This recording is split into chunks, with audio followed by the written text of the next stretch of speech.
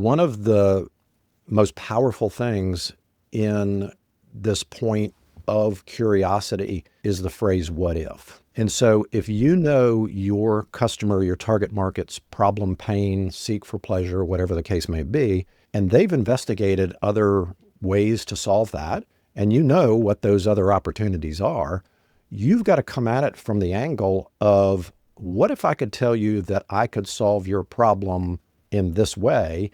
And all of a sudden their brain goes, I don't think that's possible.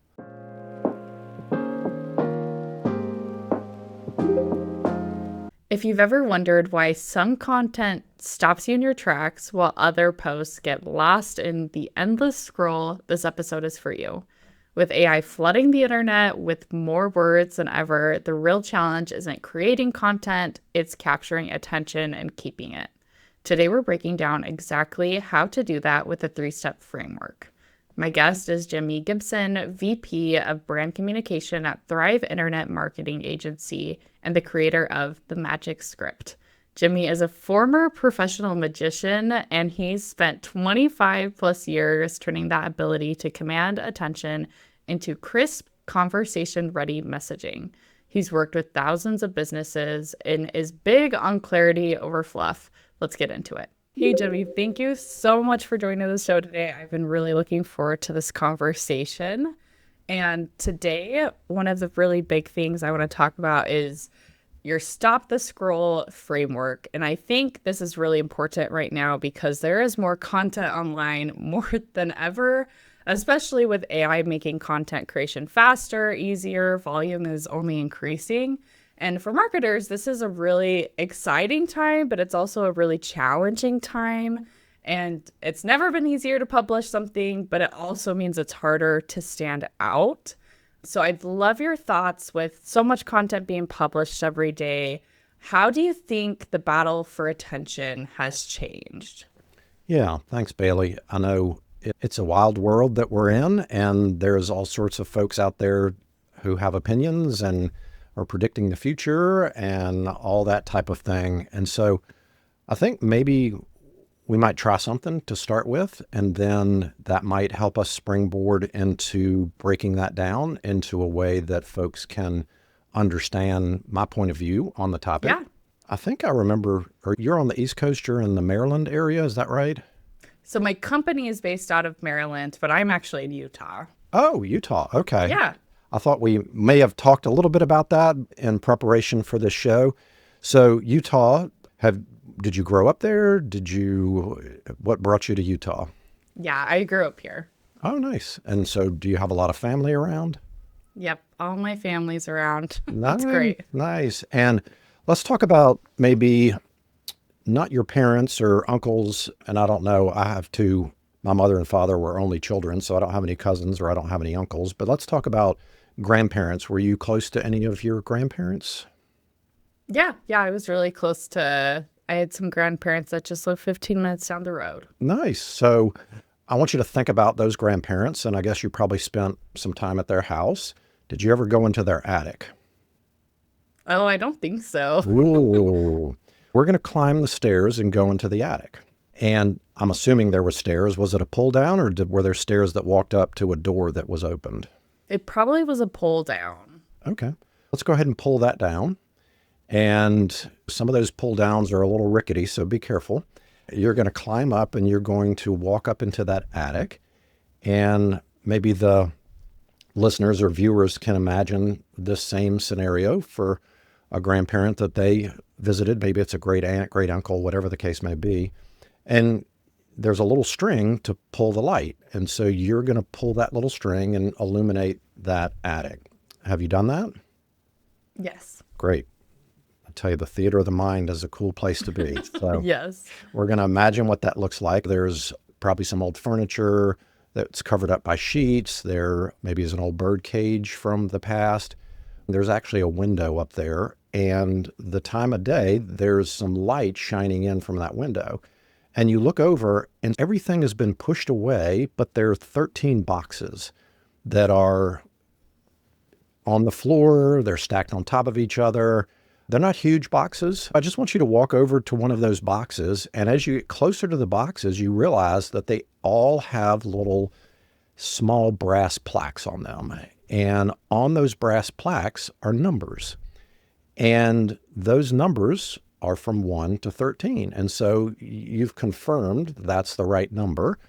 And you move them around. Some are smaller than others. Some are larger than others. I want you to pick one of those boxes. Which one do you pick up? Are they different colors? That's up to you. Oh, see, in my brain, I would pick whichever one is like pink or purple. Okay. Grab one that is pink or purple and tell me what the number is on top. 5. 5. All right. They're not locked, so you're able to open the little hasp and open the box. And inside, you see 4 envelopes. And the 4 envelopes are interesting. And you put the box down and you're holding these 4 envelopes. And the one that happens to be on top, you flip it over and it's got like this sealing wax on it where they like stamp in an insignia into this melted wax. You're able to make out that seal, which is like some sort of secret society or secret club. And you're like, oh, that's crazy. What are they doing? Yeah. And so then you go to the next envelope. You put that one behind. And the next envelope is that pink color. It's got a very nice texture to it. And you flip it over. There's no writing on it, but there's a lipstick mark, almost like a sealed with a kiss. And so that lipstick mark is a little bit faded, but you're like, oh, I wonder what's in this envelope. And then the next envelope is marked confidential. And there's a bank stamp on there that has security deposit box and a little number. And you're like, oh, okay, this is getting more interesting. And then you move the next envelope to the back, and the last of those envelopes is like this black envelope. It's a little thicker than the other ones. And written in hand lettering on the back, barely visible because it's a black envelope, says murder evidence. Whoa. And so here you have these 4 envelopes. You have the secret society, you have the seal with a kiss, you have the envelope from the bank about the safety deposit box, and then you have this murder evidence. Which one of those envelopes are you going to open? Probably the murder evidence. Ooh, the murder evidence one. All right. Baylee, what you've actually done is you've selected a card. So we took this little trip up to the attic. I said there were 13 boxes. So if you count ace through king, that's 13. If we count ace as a 1, obviously we have the 10, jack, queen, king. So you selected box number 5. Okay. Then I asked you to open up that box, and there were 4 envelopes. The first envelope I said was a secret society or a club. Oh, okay. The next one, sealed with a kiss, lipstick, a heart. Love. The next one, safety deposit box or money or riches, diamonds. And then the murder evidence is a shovel. Could have been killed with a shovel, could have been buried with a particular shovel. So in effect, you've chosen the 5 of spades. Now I'm going to let you open that envelope later. But I don't know if you saw this earlier, but there's been a deck of cards sitting behind me the whole time. Wow. I did not notice that. And so you may have thought you had a free choice, but actually before we started, I arranged something in this deck of cards, which I think you might find a little bit interesting. No way. That one card is actually turned over in the pack. Now, let me see if I can get the camera to focus on that card. And if that happened to be the 5 of spades, No way. that will be pretty cool. Wow. So, was it a free choice, or did I guide you in that choice every step of the way? All right. So let's talk about what's going on here. And I think that'll make a little more sense when we break it apart. And that was a long storytelling exercise. But what was the first thing that started off this little interaction between us? Do you remember? You asked me about my family in Utah and my grandparents. Yeah. And so what am I doing? I'm establishing that connection, right? I'm interested in you. What do people want to talk about? They want to talk about Themselves. themselves, Yeah. right?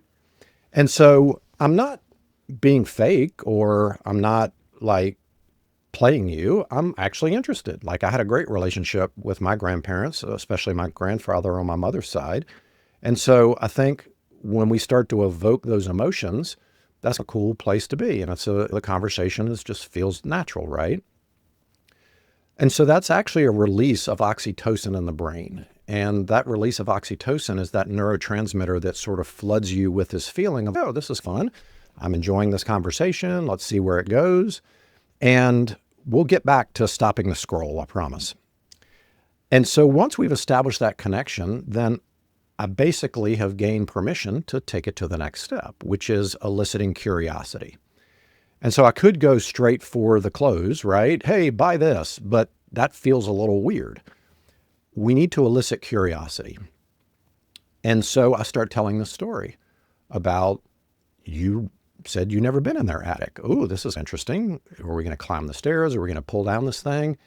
And so as the folks are listening, they're probably imagining what an attic in their grandparents' house would have looked like or what that would have been. And then there are these boxes. And so we go through this process of choosing a box and opening the box, and there's these 4 envelopes, and it's cool. And so tell me how that felt as you were going through that process. Could you imagine the picture? Give me some feedback here. Yeah, our brains are so cool. Yeah, I was totally imagining my grandparents' attic. I could feel the cobwebs and the dust and see all these boxes and just imagine going in there and going to pick one out. And then as we went through the envelopes, you didn't know what I was going to say, but each of those envelopes was curious in its own nature, right? Yeah. And so you could have picked any one and it might have been like very interesting to look inside and see what was in that envelope. And as you thought about your grandparents, were these their envelopes? Where did they get these? All these questions start coming to your Yeah. mind, right? Yeah, 100%. I was like, what were my grandparents doing? They got murder evidence. They're in a cult. What are... And so were you bored at any point? Was this feeling like, I have no idea where this is going? Tell me about that. Definitely felt some confusion. I was curious where you were going to go with it. But you were in it. You were going to Yeah, hang I on. was invested. Okay. So that's actually a release of dopamine. And so we've heard about addiction to social media, dopamine, all that. It's not actually the addiction to dopamine, it's the expectation of a reward or closure. And so when you post on social media, you want people to like it, to share it, to comment on it, right? And so as I'm telling you these various options and explaining the various envelopes, you said you were invested because we had that connection. If I stretch that out too long, then it becomes, okay, could you get on with it? I have no idea where this is going. If I didn't provide enough information, then you're not able to picture that scene in your mind. So it has to be the right amount. And obviously, we're doing an interview. This can't go on for hours. We're worried that people are going to switch it off and start listening to some music. And so we need to keep the engagement going. And so we have to move to that next phase, which is the climax of the trick, which is the reveal. And so I stretched it out a little bit when I said there's a deck of cards behind me, and then I started to relate the fact that 1 through 13 is the numbers in the deck. Then I started to talk about the suits related to each one of those envelopes. All of a sudden, your brain starts to bring all that together, and then you're almost finishing the conversation for yourself. And so we have determined that through the course of this, you inadvertently, unknowingly selected the 5 of spades. And so I'm holding that card and I'm waiting for the focus, but what I'm doing is I'm building tension. Either this is going to work or it's not going to work, right? Yeah. And so then when I turn that over, there's this release of serotonin, which is another neurotransmitter, which is, oh, okay, I get it. Wow, Yeah. that was really cool. Now I can see Yeah. I got invested. There was a payoff. It all worked out. Everything is right with the world. And so the only way that I can explain how to stop the scroll and how to keep people invested in your message is exactly those three phases. And so it's the connection, the curiosity, and the conversion, or the climax of the trick. So give me some feedback before we start to break that apart into a content message, and we'll get into the nitty-gritty. Yeah. Wow. I love that. I did not know where you were going with that. I've never had something like this on my show before, so that was really fun. I think that was a really great way to illustrate how to stop the scroll, getting people invested in your message, and then having that final serotonin release. Love it. Yeah. When we look at social media, there's this 3 seconds that you have to grab someone's attention. Depending on the platform, that could be video-based, it could be a visual hook, it could be a text hook, it could be a caption. If you look at LinkedIn, there are basically 2 lines before you hit the more. The first line is 65 characters, the second line is 45 characters. So you have to know the platform, right? What are you going to do? Often there may be a caption that supports that hook. What visual accompanies the text? So if we look at that, the first line or the first thing has to relate to the person in that connection mode, right? And so you have to know who you're speaking to and what is going to have them look at that or read that and go, oh, this is for me. You have to establish that. And it can be a millisecond of a visual. It can be the context of the surrounding area. If you're a local business owner and you're trying to speak to other folks around and video is your preferred method, don't be sitting in your office to film that video. Go out on the street. Have some identifiable icon of the community where people go, oh, they're down the street from me. Wow. If you're speaking to business owners, put that in your first line of your hook, whatever the case may be. So once you've established that connection, and there's a variety of approaches depending on how you want to address your audience on a variety of these platforms, the second line or the second part of that has to elicit curiosity. You have to open that door to have them want that closure. They got to know, how's this going to end up, right? Now, we stretched out what we went through. I would imagine it was probably 2 to 3 minutes, something like that.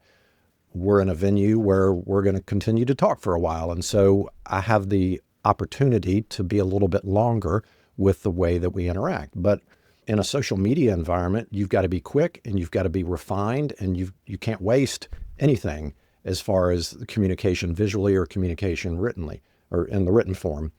And so if you think about that, you can't put your call to action or your close in that hook. You want them to get to the point where they want to learn more. And then you have to maintain that curiosity and you have to maintain that flow so that you get the right to present your offer. And that offer should almost be like what we experienced in the magic trick, where they come to the conclusion before you do.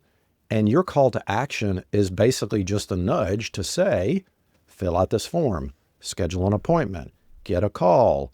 One of the most powerful things in this point of curiosity is the phrase, what if? And so if you know your customer, your target market's problem, pain, seek for pleasure, whatever the case may be, and they've investigated other ways to solve that, and you know what those other opportunities are, you've got to come at it from the angle of, what if I could tell you that I could solve your problem in this way? And all of a sudden their brain goes, I don't think that's possible. just like we did in the magic trick, right? I don't know if you know this or not, but there was a deck of cards behind me, and I did something to those cards before we got on the air. And so your brain is going, and I think I actually said, what if I turned over this card and it was the 5 of spades? So you have to bring people to that point where they're sitting on the edge of their seat. That is a theatrical term for the very reason that it's a literal translation of, I'm not looking at my phone, I'm not getting distracted, I'm not talking to the person beside me.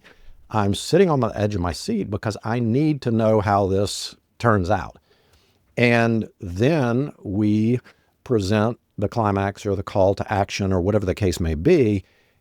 And the reaction should be, oh my gosh, where have you been all my life? Of course I'm going to fill out this form. Of course I'm going to give you my email address. Of course I'm going to schedule an appointment, whatever it is. Of course I'm going to come down and come into your shop. And I think if I had to generalize about where we are in the world of marketing, and you talked about AI being a detractor from true ability to stop the scroll, I would say we have lost our fascination with activating curiosity.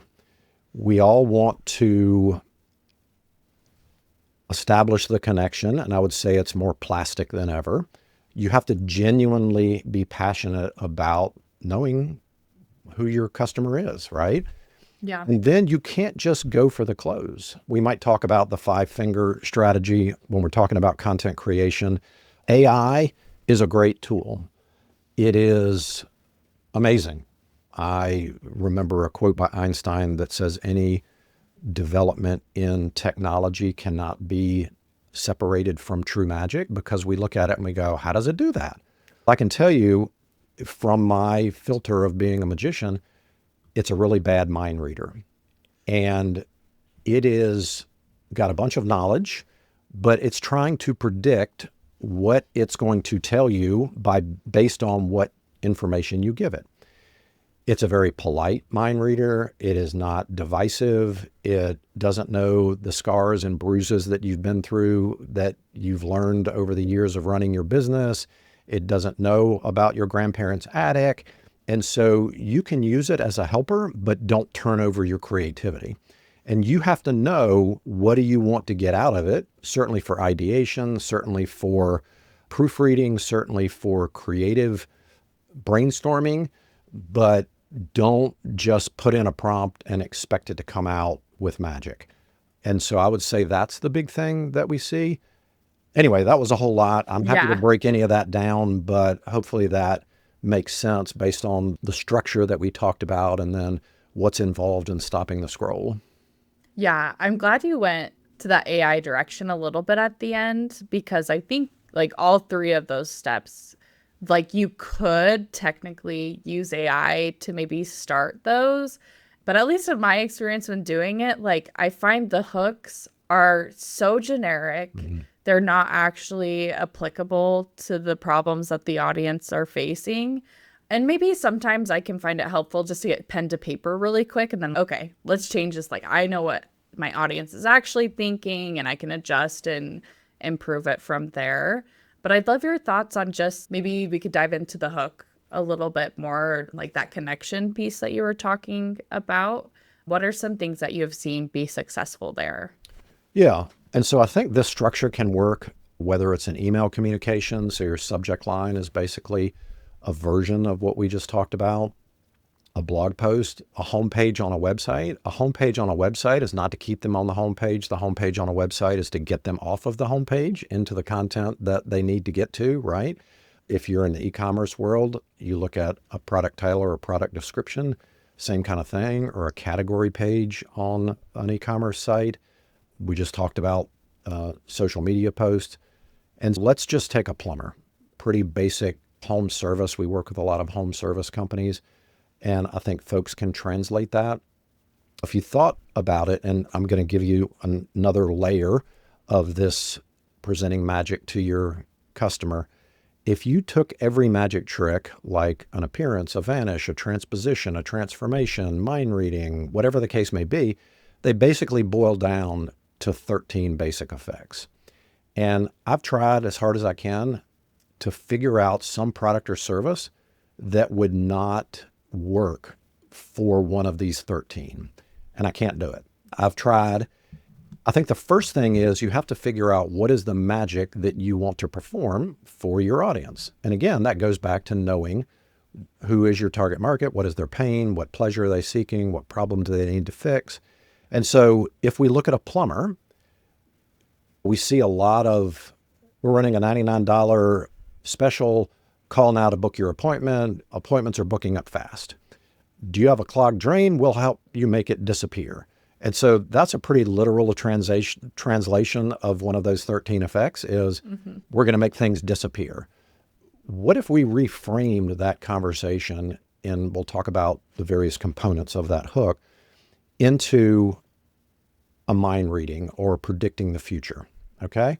And so you go, okay.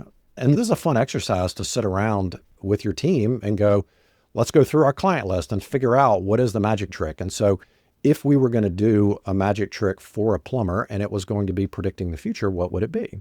And so the connection point would be something like, why do plumbing problems always happen the minute you're walking out the door or the Friday before company shows up for the weekend?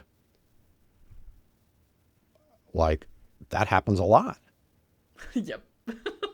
What is that doing? That's like you're going, oh my gosh, you know my pain. You know exactly what I'm going through. This is a nightmare. The mother-in-law is coming over, and this is not going to be pretty if that toilet is clogged, right? So that's just a simple connection point. And it's not, we haven't started with, we've been in business for 20 years. We know everything there is to know about plumbing, and we have 14 locations and 27 trucks. I don't care. All I want to know is, can you get here in an hour? Yep. So then we move into, what if I told you you never had to worry about clogged drains or leaky pipes ever again? Ooh. Man, you got me there. How do I do that? I'm activating that dopamine. You want to know, how does that story close? Are you going to have somebody that sits on my doorstep and every time I get a clogged drain, they're just going to walk in the door and go, hey, you got a clogged drain. I'll be out in 5 minutes. No, we have a 22-point pipe inspection that we will come out, evaluate your system, and we will put you on a program that if anything ever happens, you don't have to pay for that fix. If you'd like us to come out and perform that inspection, we have some slots on Thursday. Like, what are you going to do? You're going to go, sign me up. Absolutely. Because you know that there's a fear in your audience's mind. They can't see the pipes. They don't know when the next clog is coming. They don't know what does that. All they want is the peace of mind to know that you have 24-hour call line, that they get priority access if anything happens. But the first thing that they're going to do is they're going to get your system in place that the likelihood is you're not going to have a problem. Yeah. And so we follow that same script or that same process with the magic trick, where it's a completely different conversation. And so now if I'm predicting the future for you, that's a pretty cool place to be, as opposed to a more transactional, we're going to come out and fix this problem. If you have a clogged drain again, we'll come out and fix that problem. It's a totally different mindset into how you relate to the audience, how you activate that curiosity, and how you move to a conversion that doesn't feel weird or salesy or all of those things that people fear. Yeah. I think focusing on those challenges that your audience is having, like you're talking about plumbing. We just barely bought a new house and we had a plumbing issue within the first few weeks. And oh my goodness, the stress that we felt was crazy. So that just really resonated with me. But like you said before, this applies to so many other types of businesses, whether you're offering consulting services or working in manufacturing or whatever else it is. Your customers have pains that are that keep them up at night, that we can install that curiosity to get them to take the next step. Yeah. And I know y'all work with a lot of B2B types of business owners, and that same plumbing situation could translate into somebody that has multiple buildings and needs to make sure they're in operation and they can't close down, and all of those types of things work in the B2B as well as the B2C world. Yeah, 100%. I love that so much. And then your last step, I think, is really interesting. How would you say that applies in some of the content that you're maybe creating? How would you say, like you talked about an email, maybe how would you get people to take that next step in an email or maybe in other types of content? Yeah. So again, you have to break down exactly what is the platform that you're working on. And so an email, we talk about open rates, right? How do we move them through the sequence of events that happen or the touch points related to an email? And so the first one is the subject line. And so I would say the subject line is the place for your connection point, right? If you have a seasonal type of business and you know that in the various seasons of whether it be business activity, weather related, supply and demand related to how you deliver what you do, if you're a consultant, there are probably cycles of things that happen in a business. You want to get that connection point. So when somebody is scrolling through their list of emails that they want to open or not open or hit the delete button on, you have to get to the point where they go, oh, this is me and this is timely to where my pain is right now. I'm going to click. So now you have to complete that door that's been opened, and you have to start with the curiosity at the top. You can't now rewind because their brain is already activated into that connection. Don't lose ground or lose attention by putting a bunch of fluff at the beginning of that email, right? You have to jump right into that curiosity point and then move them through whatever conversation needs to happen in that email to move them to the bottom for the close or the climax. You may support that with testimonials. You might support that with any sort of case studies that you have to say, we've done this for other people. We know your world. What if, again, that magical phrase. And then you also want to make sure the copy is structured in a way that doesn't scare people off. Like big, thick paragraphs scare people off, right? Because they're like, oh my gosh, I mentally can't get into this. We have a term called cognitive load. And especially if somebody is distracted or like you had an emergency, you don't have a lot of time to absorb a lot of information. You just want to know quickly, how do I get in touch with you so that we can continue this conversation or you can come out and do what you need to do? I would say formatting is important. So you have to really know the nuances of how that communication channel works and then make sure you adjust your content appropriately. The other thing that people always ask is, okay, great, I get it, but I don't know where to start and I don't know what to say. So we can get into that if you'd like to. Yeah. Yeah. Is this with your 5-finger approach? Yeah. Let's definitely talk about that. I think this is a good way to just frame some content that you can create. Yeah. Okay. So this is something, again, that you cannot put into AI. You cannot get the heartfelt texture of what you need to communicate as a business. And so it's real simple. For those of you listening, I'm holding my left hand up. For those of you watching, you can just follow along. But I'll start with the pinky. And so we probably remember the pinky promise when we were on the playground as kids, right? You'd interlock pinkies. You say, I pinky promise too. And you didn't break that promise, or your name was not good on the playground, right? And so if you think about that as a connection point, what are you promising your clients? What are you promising you're going to deliver? If you have a product, what about the materials that are used in that product? If it's a service, what do you promise related to your customer service, the quality of the service that you deliver? And then for your team, what are you promising the environment that you're creating for them to work in? And any of these can springboard 5, 6, 7 different types of things that you could use for content that come from the heart of where that business is. The next one is the ring finger, and you might think that's a promise, but it's actually about relationship and passion.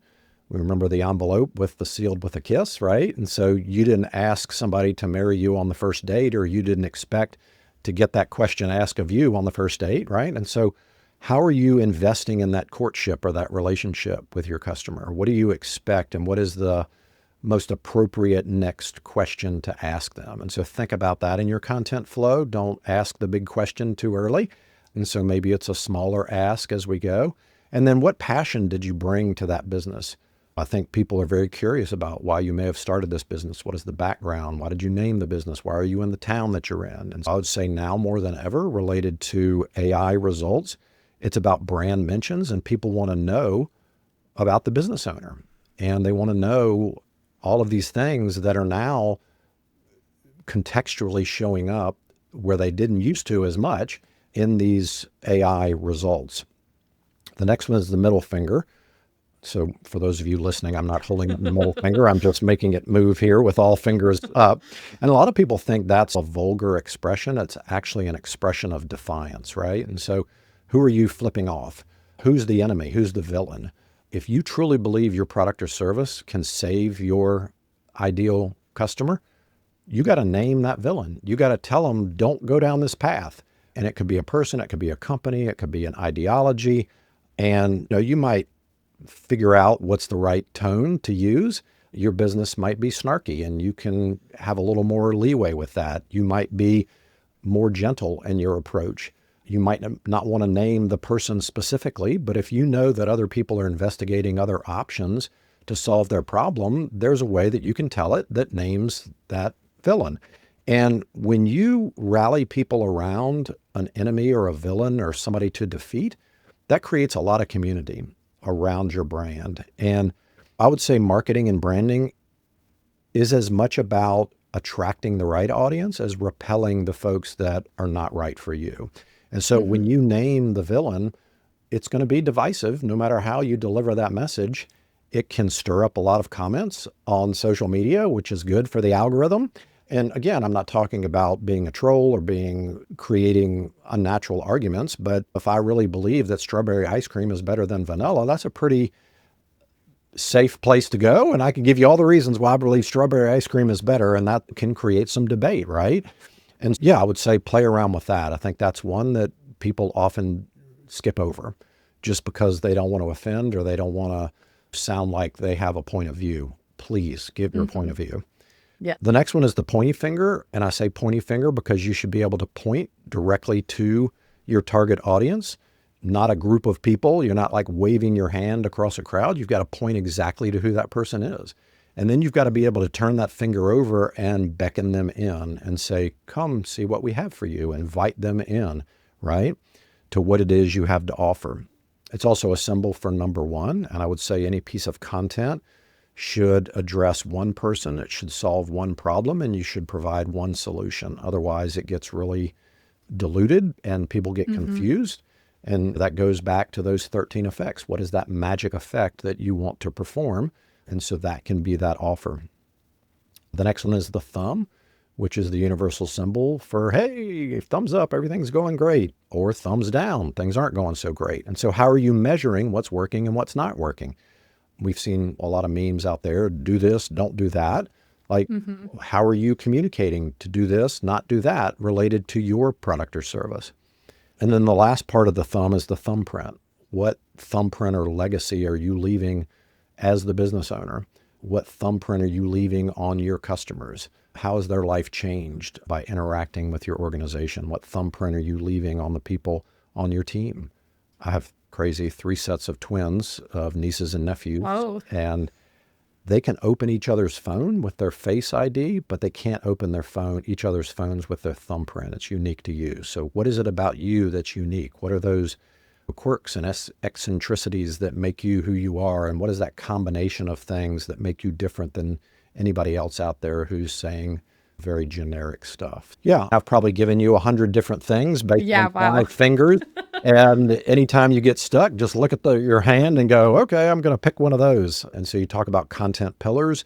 You've got a year's worth of content right there. And then how can you connect with your audience based on each one of those 5 fingers? So, yeah. Yeah, so much to unpack there. One, I think just with our time, I'd love to jump into the pointer finger one of having one audience there. I think this is one that I think companies sometimes are really scared to do is Mhm. really just honing in on an audience.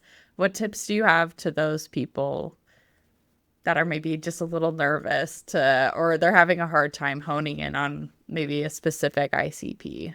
Yeah. So we've all heard the little rhymes, there's riches in the niches. And I think it feels like you have this FOMO, fear of missing out, if you hone your message in. What it actually does is it magnetizes your ideal client to you because they know you're speaking directly to them.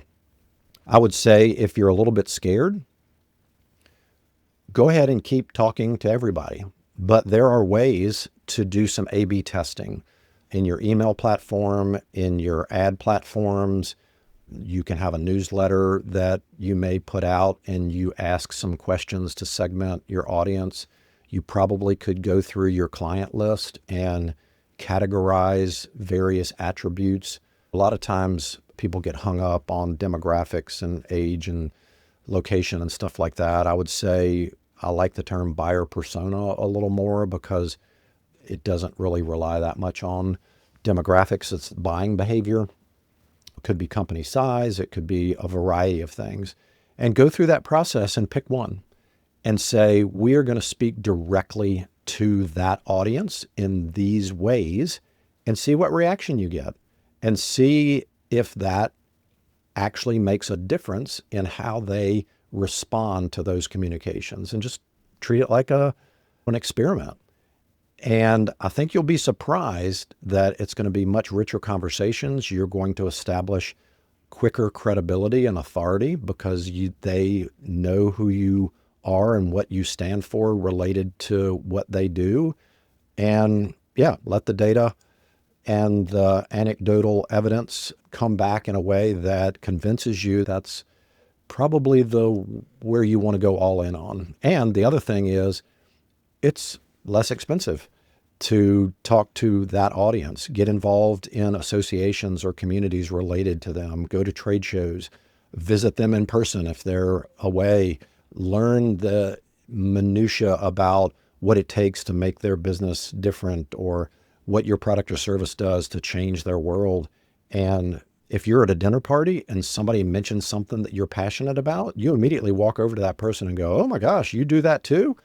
That's the sort of vibe that you're going to put off when you niche down and you know everything there is to know about your ICP. Yeah, that's a great idea to see it as a test. If you're hesitant about it, that can definitely help you get over that hurdle just to get started and see the results that way. Yeah. I have one last question for you. This is my favorite question to ask at the end of every recording, and it is, what is your biggest content marketing ick? So it's just something that really annoys you when you see this out in the real world. Oh gosh. It's not so much a content marketing ick, but I'm on LinkedIn a lot and I hate the connection request that immediately is followed up by a sales pitch because Yeah. they've just ruined not only the connection point, any future ability to win me over, but they've poisoned me a little bit to accepting connection requests in the future. So that's an ick. And then I would say the other one is certainly there is value in jumping on, and we call it drafting, if there's something popular in the media with some news thing or some celebrity or whatever, that everybody jumps on top of that and hangs out too long and it gets stale and it makes you think, yeah, you missed that train, move on to something else. Yeah. Trends can be a great way to get like quick wins, Yeah. but sometimes they fade really fast. It's called a trend for a reason. Mm-hmm. Awesome. Thank you so much for joining today. I really enjoyed this conversation. This was a master class for me. I learned so much. I'm going to go back and re-listen because I'm sure there's stuff that I'll need to remind myself later. But thank you so much. Yeah, it was a lot of fun, Baylee. Thanks for having me. Thanks for tuning in to another episode of Content Logistics. Make sure to subscribe to the show so you don't miss the next episode. Bye!